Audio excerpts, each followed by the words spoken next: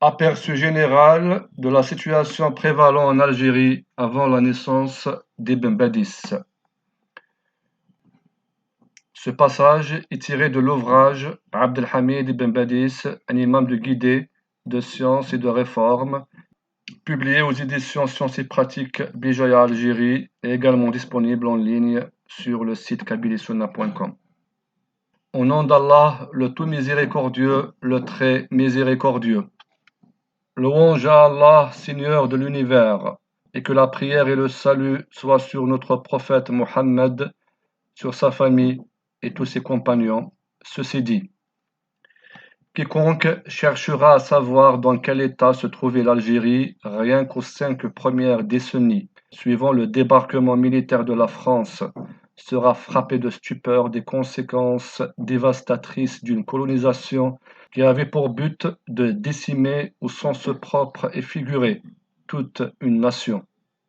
Effectivement, tel que l'affirment les textes historiques, sur tous les plans, social, religieux, culturel, économique, etc., le peuple algérien était dépossédé de ses droits les plus élémentaires d'être humain digne de son nom, comme il était aussi victime de toutes les atrocités qu'un criminel barbare et inhumain peut commettre contre ses victimes, voire inimaginables sont les carnages qui étaient infligés à notre peuple et dont nous souffrons des conséquences sur nos terres jusqu'à ce jour. Pour décrire la réalité désastreuse qui prévalait à cette époque, nous cédons la parole à un éminent érudit, le collègue et bras droit d'Ibn Badis, le cheikh Mohammed al-Bashir Ibrahimi, qu'Allah lui fasse miséricorde, qui a porté un témoignage aphoristique sur la barbarie du colonisateur français. Il a dit « Le colonisateur français est venu dans ce pays comme les maladies qui surviennent. Elles apportent avec elles la mort et les causes de la mort. » Et il a également déclaré dans un autre vibrant témoignage en disant « La colonisation est une tuberculose.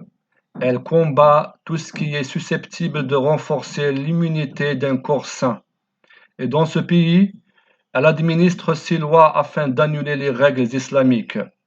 Elle a aussi commis des sacrilèges contre l'inviolabilité des lieux de culte et a combattu la foi au moyen de l'athéisme, l'enseignement par la propagation de l'illettrisme et la langue arabe avec cette anarchie qui n'établit correctement ni expression ni réflexion. À vrai dire, la France coloniale a déversé toute sa monstruosité dans le but de déraciner tous les repères de l'islam et de creuser des fossés insurmontables entre les Algériens et leur religion. Car, étant persuadée que les musulmans puisent leur force de leur religion, la France a donc multiplié ses manœuvres dans le sens de détruire tout ce qui est islamique et diriger à la place les enseignements du christianisme. Et pour s'assurer du gel de toute source capable d'alimenter l'activité islamique, la brute coloniale s'est livrée à la dépersonnalisation de l'identité religieuse algérienne par des procédés sorciers, tels que le fait de s'accaparer des waqfs, seule source financière de l'enseignement religieux de l'époque, l'usurpation des mosquées dont la majorité furent démolies.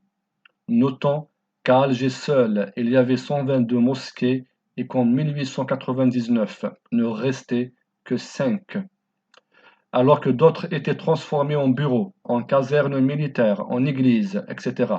Ces mosquées représentaient autrefois des lieux de savoir et de connaissance, comme le sont les écoles et les universités d'aujourd'hui.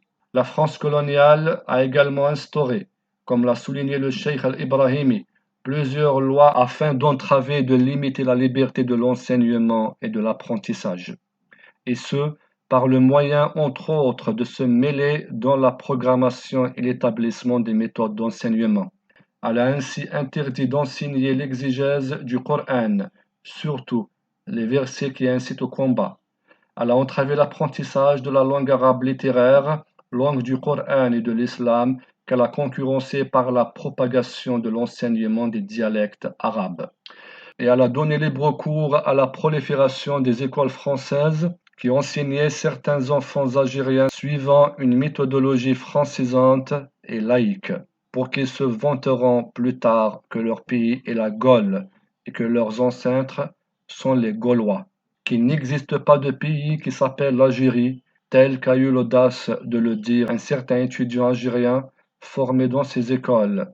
Je n'accepterai pas de mourir à cause de ce pays algérien, car il n'existe même pas.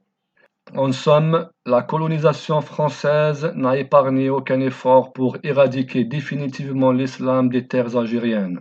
Et, en réalité, tout ce qui vient d'être dit n'est qu'une très modeste illustration des crimes et génocides physiques et moraux perpétrés par le colonisateur français. Cet audio est publié par le site kabylissunna.com.